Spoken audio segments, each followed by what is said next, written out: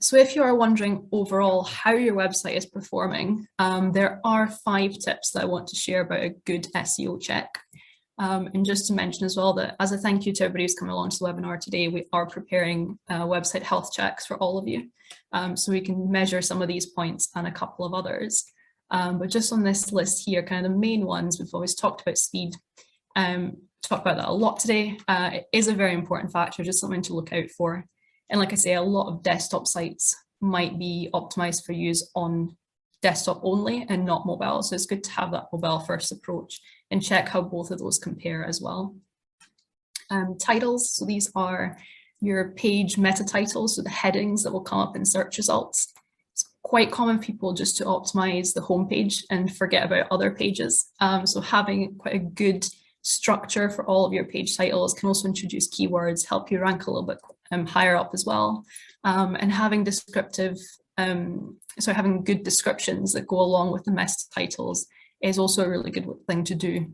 It gives a bit more information about the page, helps the users as well just know if that particular page is going to be exactly relevant to their search, and can again introduce more keywords which will help you rank.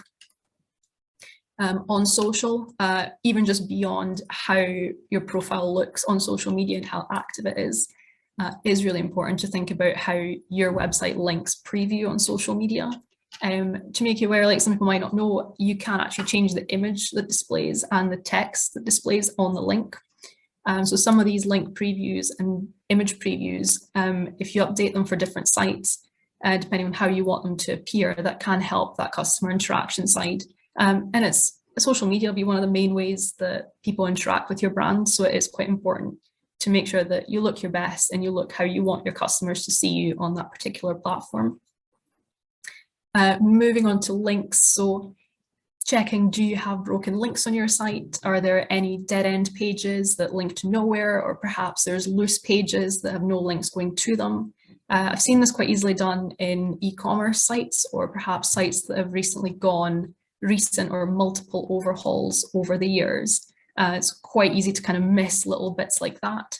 So it is good practice just to find any of these kind of sites, pages within your site, and tidy up any loose ends. With that in mind as well, thinking about links, you've probably heard link building is really, really important. There are a lot of sites that will offer you link building and you can pay for it. And that just gets your link on lots of different other pages. That can be seen as spam by Google, depending on what pages those links are getting posted on. So stuff like that can actually harm your site's reputation. So it's important to know where sites are bringing customers from and how dodgy a reputation that site might have.